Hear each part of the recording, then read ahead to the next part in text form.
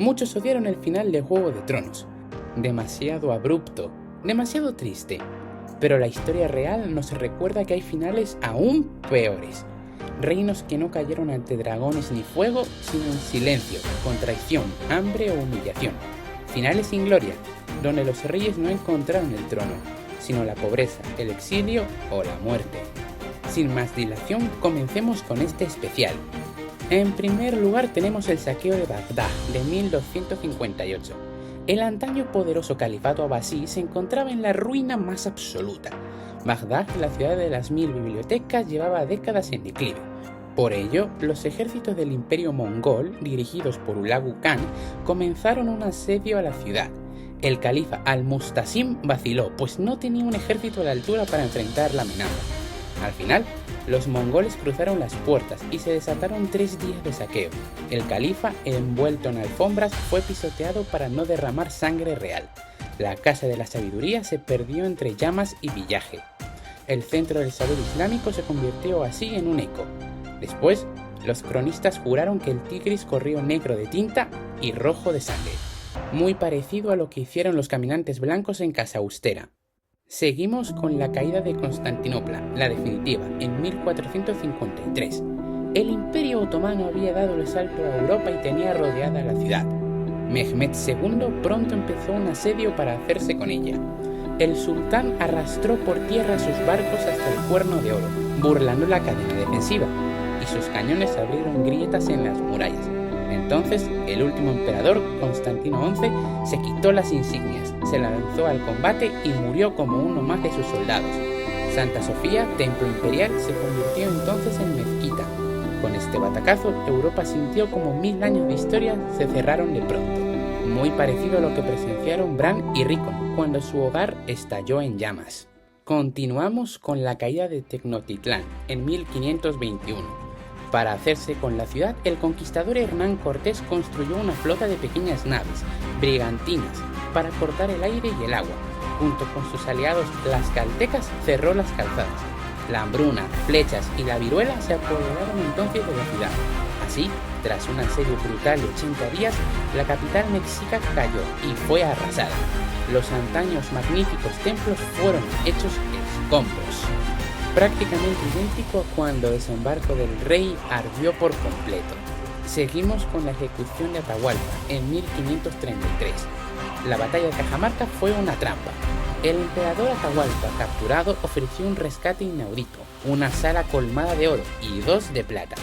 El metal llegó, pero pese al pago, el hombre fue estrangulado por órdenes de Pizarro. Un linaje sagrado cayó así de la manera más traicionera, idéntico a cuando Ned Stark perdió la cabeza. Proseguimos con la caída de la dinastía Ming en China en 1644. Rebeliones campesinas, arcas vacías y corrupción. El emperador Chongzhen, viendo a los rebeldes, que en gran parte eran campesinos pobres y desnutridos, dirigidos por Li Shisheng, entrar en Pekín, mandó a su familia a huir, pidió perdón por no haber gobernado bien y acto seguido se colgó de un árbol en Jingshan. Días después, los manchúes fundaron la dinastía Qing. Un imperio cayó por dentro y otro entró por la puerta. Como cuando Tomin, viendo todo perdido, decidió tirarse por la ventana. Proseguimos con Culloden en 1746. Como ya vimos en nuestro vídeo anterior de los hijos del exilio, Carlos Eduardo Estuardo, apodado Bonnie Prince Charlie, intentó recuperar el trono británico con la ayuda de los clanes de las Highlands o Tierras Altas de Escocia. Sin embargo, su ejército, agotado, fue aplastado por la artillería del duque de Cumberland en la batalla de Culloden. Después, el gobierno inglés prohibió las gaitas, los tartanes y persiguió a los clanes escoceses. No fue solo una derrota militar, sino un intento también de borrar una cultura entera. Bastante parecido a lo que sufrió el norte cuando los Bolton llegaron al poder. En 1793 tenemos que hablar de la guillotina y el fin del antiguo régimen en Francia. Como también ya hemos visto en casos anteriores, Luis XVI y su esposa María Antonieta fueron ejecutados públicamente en París por el gobierno revolucionario de la Convención Nacional. El trono se convirtió en nada, similar a cuando los Lannister estuvieron a punto de ser ajusticiados por el pueblo de desembarco del rey. En 1912 tenemos que hablar del fin del imperio chino, de la dinastía Qing. Desde el siglo XIX el imperio no levantaba cabeza. Por ello, la revolución, liderada por el movimiento nacionalista y republicano, estableció la República de China y puso fin a más de 3 siglos de gobierno. El niño emperador Puyi abdicó en 1912 y en 1924 fue expulsado por los soldados definitivamente de la ciudad prohibida, quedando un trono sin gobernante, idéntico a cuando, de un plumazo, el trono de hierro de Poniente dejó de existir para siempre. Llegamos así a 1917, donde tenemos que hablar de los Románov, en un evento que, para mí, personalmente, es uno de los más tristes de toda la historia. Tras la exitosa revolución bolchevique, el zar Nicolás II y toda su familia fueron trasladados de palacio en palacio hasta una casa sin nombre. Entonces, en la madrugada del 17 de julio, los reunieron en el sótano para una foto. Solo que jamás la hubo. Hubo disparos. Toda la familia fue fusilada. Los cuerpos fueron ocultados en fosas secretas. Fue un final brutal y clandestino para 300 años de reinado de los Románov, idéntico a la boda roja. En 1922 nos encontramos con el Imperio Austrohúngaro.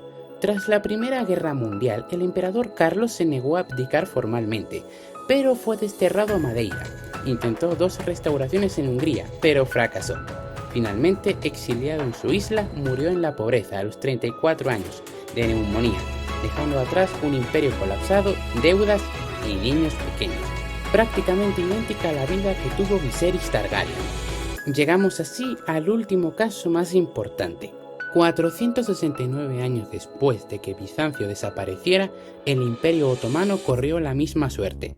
En 1922, Mustafa Kemal Atatürk abolió el sultanato y 2 años después, en 1924, el califato.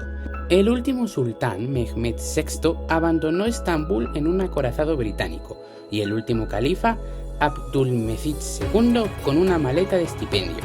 Fue un final silencioso pero demoledor, bastante parecido al que tuvo que vivir Sir Jorah Mormont cuando fue obligado a abandonar Medina. Pero, ¿qué es peor? ¿Arder en el último episodio o apagarse sin aplausos? Bagdad ardió, Constantinopla cambió de fe, Tenochtitlán se volvió escombros, un emperador se colgó de un árbol, otro murió pobre en una isla, un trono milenario se canceló por decreto. Los finales sin gloria son la norma, no la excepción. En Poniente y en la historia el juego nunca termina, solo cambia de jugadores. Pero ahora te toca a ti decidir. ¿Qué final te impactó más? ¿Consideras igual que el de Juego de Tronos o incluso peor? Déjame tu respuesta en los comentarios. Habiendo dicho todo esto, yo me retiro por hoy. Hasta el siguiente vídeo, aprendices.